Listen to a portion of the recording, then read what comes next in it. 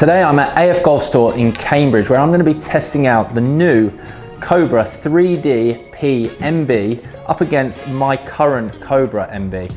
I'm going to be with Ryan Craig, who is a Cobra ambassador.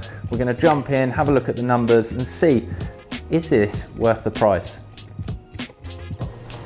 Okay, so Ryan, we're going to get started with my own club. Now, the reason that we're doing this video today is because you're actually a Cobra ambassador. Yep. You play Cobra as well. I play the Cobra CB MB. So whilst this is forged and the other one is 3D printed, it's obviously very different in the way they're put together. We're going to get some numbers with mine, and then you can give me some data. You're the expert, so why don't we just start off by just giving a little bit of insight into this MB that I've got, what we got. So just Cobra's sort of standard Muscleback golf club. So it's, you know, traditional loft, 34 degrees. It's a forged head, so, you know, designed to give a little bit more of a softer feel. It's, you know, got a nice amount of tungsten in the bottom just to give a little bit more extra forgiveness. Yep. Which is something that, you know, could be a slight difference between what we're looking at today. But it's just a, you know, all round a very nice Muscleback club. Nothing that essentially needs to change with it, but you know, just their standard bladed model. Yep. So I think I'm right in thinking it's 34 degrees with 7 iron. Yep. If you go on Cobra's website, it's basically saying that it's anybody from tour level to around about 3 handicap. Would you go with that? Yeah. So obviously blades in general are notoriously less forgiving. Yeah. It's something that what you're going to get out of this in comparison to maybe a more sort of mid-range level club for handicap is you're going to get a bit more shapeability, more precision in terms of ball flight that you're wanting to go after, but at the same time you hit out the toe, hit out the heel, you're going to be losing a little bit of distance. So as I say, you're losing forgiveness, but you're gaining workability and shape on the ball flight. Okay.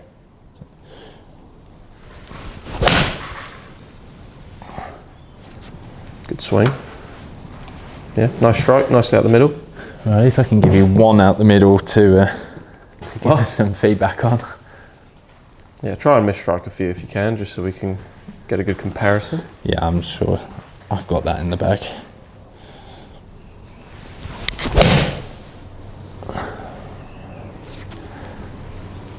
So my general feedback on these, I've had these a couple of years now. Yeah. These have been on what seems like a forever lifespan, which is kind of common for blades, right? Because yes, you almost can't keep outdoing a blade.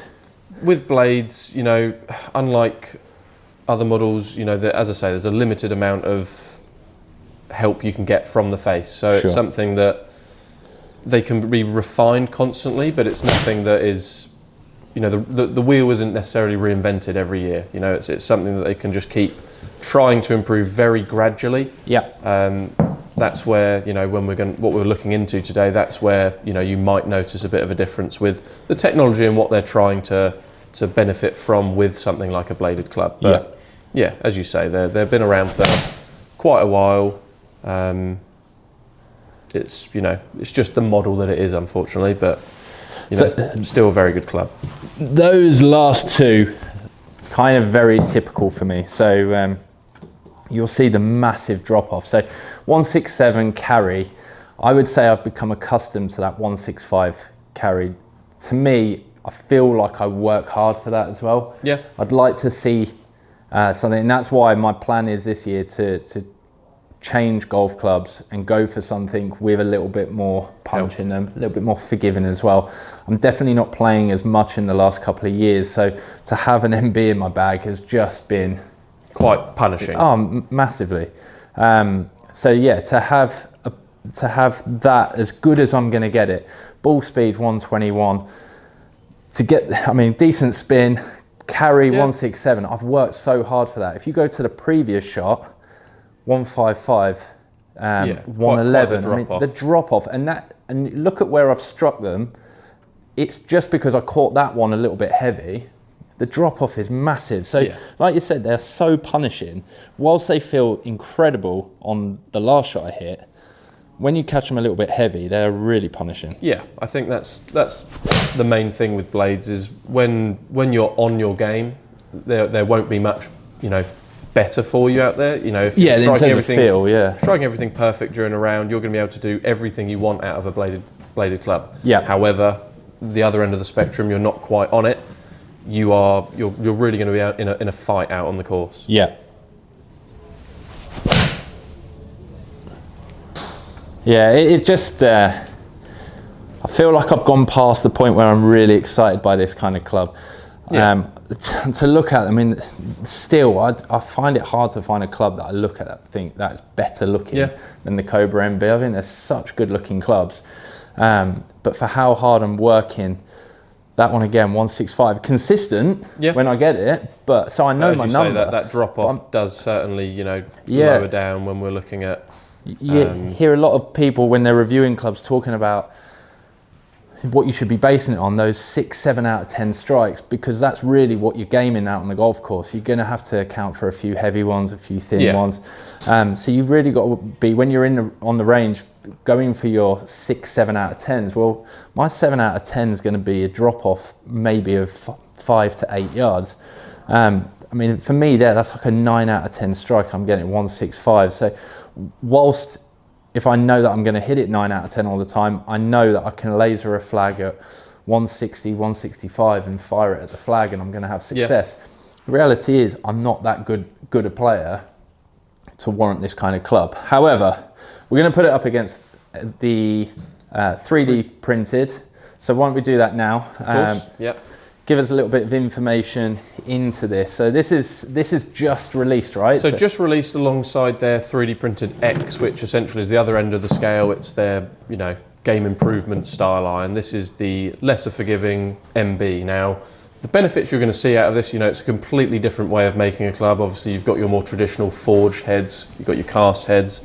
This is now completely separate from all of this, and it's 3D printed. So this is something that they do. You know, it's quite a process to make these. It's something, you know, that a lot of machinery is used. It's what they call sort of powder dusting. It's very compact powder that just lets them make every single layer of the club exactly as they want to. Yeah. So what they're doing with this, they're then saving some weight in the back of the head. What you'll notice on the back of that head is what they'll class as a little bit of a lattice. Yep. So that's where they're saving weight in, you know, what you'll see in your MB, for instance. You won't have those sort of very small little pockets of space there. That's where they're saving some weight, which they can then redistribute into the bottom of the head, you know, toe and heel, make it as forgiving as possible for a blade. So that's essentially the main focus of this model, is to, you know, distribute weight exactly as they want to. You know, it's making the CG, you know, in a very particular spot, which is just typically harder to do with a more forged or cast method. So it's just a very refined way of getting the club as perfect as they can do for you. So there's purpose behind it. There's certainly purpose behind it.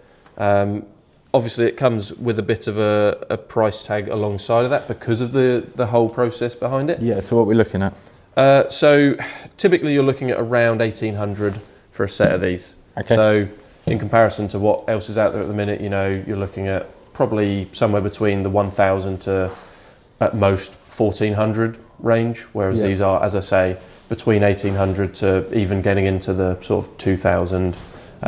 Which is hefty for anybody. When you compare that price against my MBs, what are we looking at per stick roughly? You're probably looking around £100 per club difference. Wow. Yeah, and that's just crazy. So straight away, I mean, I did say before, it's hard to find a club that looks better than that MB. Yep. I mean, that's on par. I mean, it's a stunning looking golf club. I think the lattice in the back just gives it a different profile and makes it stand up on its own. I think it's fantastic. Just a very clean look, isn't it? Looking down, there's no difference. No. So yeah, it's a different process of making golf clubs, but the finish and the look, I could be stood here with my own golf club here. So straight away, it's not off-putting. No. But yeah, at that price tag, I'm going to want to look up in a minute and see. Not necessarily. I appreciate I might not see better carry distances, but one thing that we are reading that Cobra are claiming that this is a more forgiving MB. Yes. So I definitely want to feel like I can hit those numbers without the massive effort and the fight to get there. So, well, let's give it a whirl. Yeah, jump into it.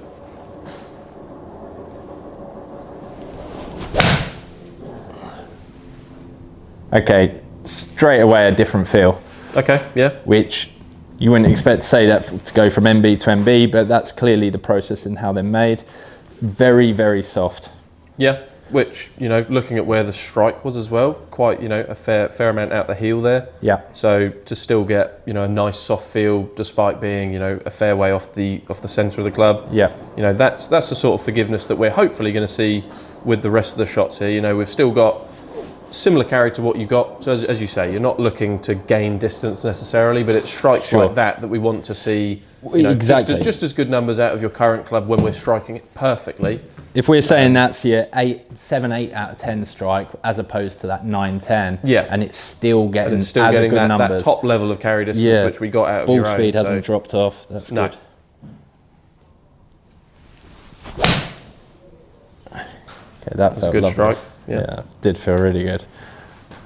So once again, very close to the centre, not quite perfect, you could argue, but still, you know, a little bit closer than what that first strike was.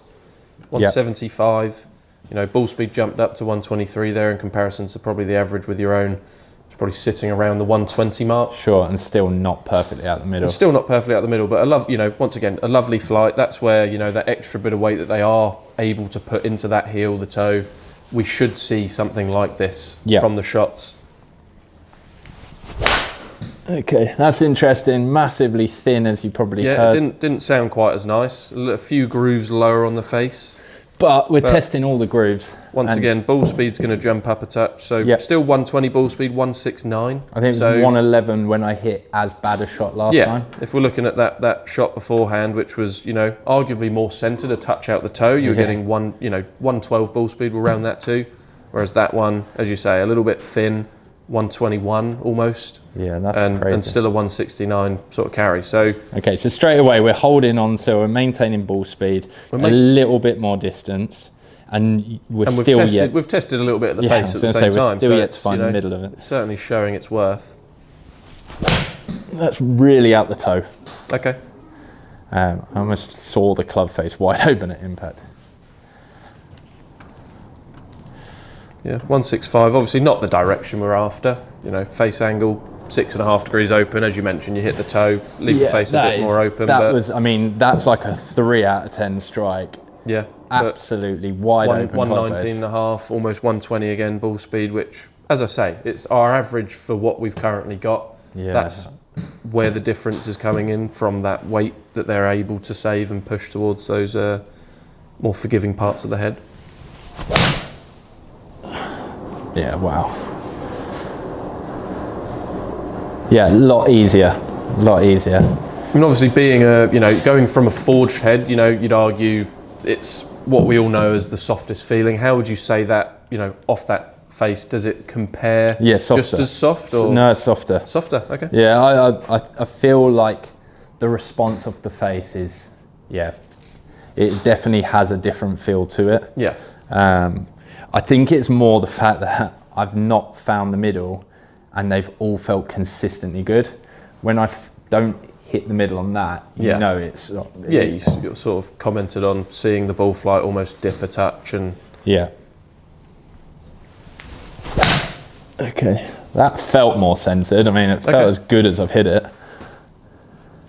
Okay, yeah, arguably... It's incredibly out the heel. A little bit out the heel, so I mean it's good to still get that nice feeling off of the club, but that's crazy, isn't it? Not quite struck where we would have liked to, but as I say, that feel is still there.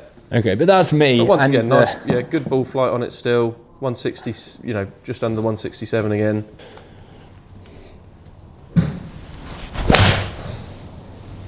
Very nice that. Yeah, that felt probably good. The best strike we've had so far. Best ball speed initially. That's going to jump up about 125. Yeah.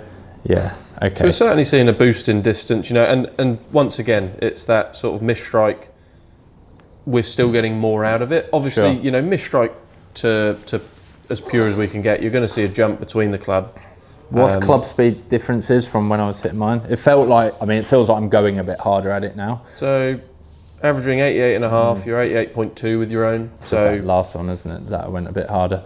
That one's certainly a little bit faster. That but one, I don't feel like I can go harder. I feel like I'm building confidence because of hitting it over the face and getting good results. Yeah. That one was a lot cleaner, but but if I feel like if I go at mine, I'm always running the risk of that poor wild shot. But yeah, obviously, numbers so far, we're certainly seeing that benefit from, we're not looking for distance out of the club, but what you're going to gain naturally from better performance from a mid-strike will be distance.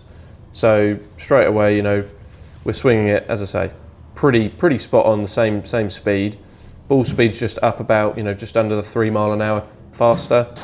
Spin and launch are fairly similar. Height-wise, we're getting 2 feet of difference of peak height, but we're seeing a 5-yard benefit from that carry distance. And overall, we're still getting the same stopping power. It's just that mid-strike is certainly just coming off the face a little bit, a little bit hot. That smash factor, as I say, worst strike you've had with your own, 1.27. Worst one we've got out of this so far, 136. So it's seeing that benefit from having, as I say, that extra bit of weight behind the face in the areas we're going to need it to be. We're seeing that gain in distance naturally. And as you say, it's just helping you gain confidence on the swing. Okay. Yeah, considering that strike pattern as well, if we're looking at your own strike pattern, it's sort of quite nicely out the centre, a touch towards the heel, if anything. And then we jump over to this a little bit lower, a little bit more out the heel. It's still performing that little bit better. So there we go, guys, a quick look into the 3DP MB from Cobra. As I said, I'm already playing the King MB, which is a fantastic looking iron. And when you put them side by side, the profiles are so similar. It obviously goes down to the way this 3D printed one is made, but the results speak for themselves. The performance was fantastic. I did talk about the fact that I'm having to work so hard and try and get that 9 out of 10 strike just to get that 165 yard shot out there, whereas I'm getting this consistently off the missed strikes. Those 6 and 7 out of 10s are giving me the same numbers that this are at that 9 and 10 out of 10s, and yet when I hit this more central, I'm gaining upwards of 5 to 8 yards, increased ball speeds, maintained ball speeds all over the face. So Cobra, you're definitely living up to what you're saying here. It's definitely more forgiving. I just can't get past the price. When you're looking at a club that's over £100 more a stick, I think you're really going to have to weigh those options up. Is the performance good enough? Yes, it's giving me good enough performance, but there probably are other golf clubs as well out there that are going to give me better performance just at a lower price tag. So it looks fantastic. I was under the impression that I was going to have to navigate away from blades altogether, but if I was to go down this road, I can stay with the blade and get that forgiveness of something maybe that you'd get out of a CB or even more than that. So one for you to weigh out. It'd be great if you could give us your thoughts. Let us know in the comments below. Have you tried this? What did you think? Have you put it up against your own one? What were the performance gains like? So yeah, let us know in the comments below how you got on. Thanks for watching. A big thank you to AF Golf Store and Ryan Craig, the Cobra ambassador there, just for going through the details and the numbers of these two clubs. Make sure you hit subscribe, hit like, and we'll see you next time.